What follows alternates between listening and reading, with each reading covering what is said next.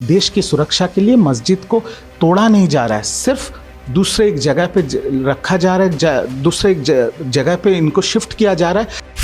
ममता जी अभी भी सोचते हैं वो शेर हैं, तो अगर वो शेर हैं तो उनको जंगल में छोड़ के आ जाए ना।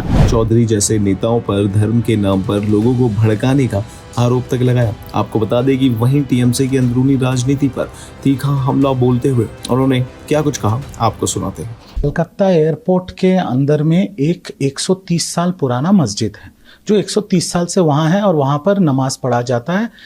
और इसका प्रक्रिया ये है कि जो नमाजी हैं वो जाते हैं, उनको सीआईएसएफ बस में लेके जाते हैं, फिर नमाज पढ़ते हैं, वो वापस आ जाते हैं। बट एक चीज़ समझना पड़ेगा कि ये जो मस्जिद कलकत्ता एयरपोर्ट के अंदर है, ये अंतर्जातिक एयरपोर्ट है, हवाई अड्डा है, जहाँ जो बांग्लादेश और चाइना के एकदम नज़दीक का वाला एयरपोर्ट है।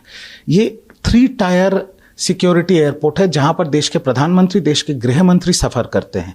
तो अभी देश के जो केंद्र सरकार, राज्य सरकार और एयरपोर्ट अथॉरिटी ऑफ इंडिया ने ये सिद्धांत लिया है कि अगर हम इस मस्जिद को हटा के कहीं और कर दें, जहां पर पश्चिम बंगाल सरकार नया मस्जिद बनाने में भी समर्थन करेगी, तो वहां पर क्या होगा, देश का जो सुरक्षा है वो अभी उनको सरकार को लग रहा है कि देश की सुरक्षा में कॉम्प्रोमाइज़ हो रहा है, तो देश का सुरक्षा में कॉम्प्रोमाइज़ भी नहीं होगा। और जो कलकत्ता हवाई अड्डे में सिर्फ 2 रनवे है, वो 2 रनवे बढ़ के 4 रनवे हो सकता है, जहां पर बहुत विदेशी एयरलाइंस भी आ सकते हैं और लॉजिस्टिक सपोर्ट भी मिलेगा।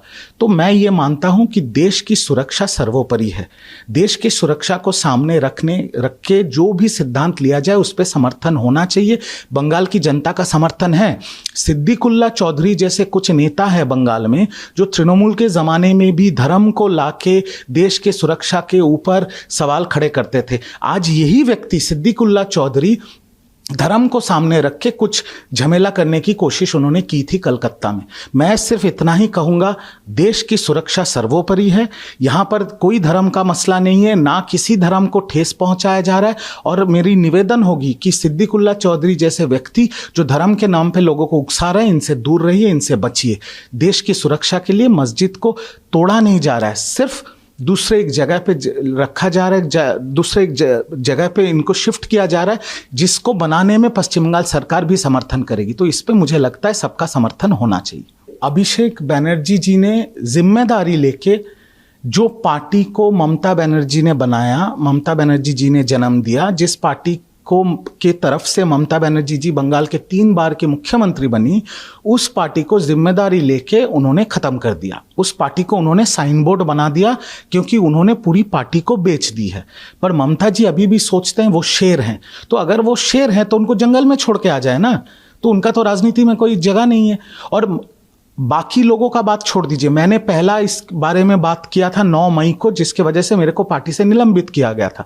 और आज के डेट में ममता बनर्जी के 40 साल पुराने साथी, अनुब्रत मंडल हो या मदन मित्रा हो, सब उनको छोड़ के जा रहे हैं और सब बोल रहे हैं अभिषेक बनर्जी।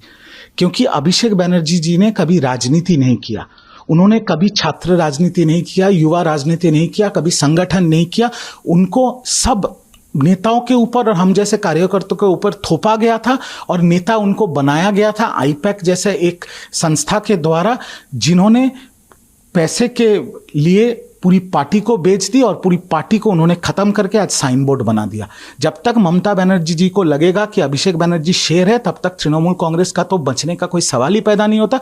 पर अगर ममता जी इस शेर को जंगल में छोड़ के आ जाए तो शायद 10-15 साल में तृणमूल कांग्रेस का जिंदा रहने का एक चांस बन सकता है। सेशन तो हर सेशन बहुत महत्वपूर्ण होता है देश के लिए।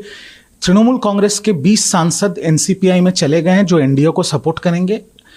खबर ऐसी आ रही है कि शायद लोकसभा से और 2 सांसद एनसीपीआई ज्वाइन करे आने वाले दिन में।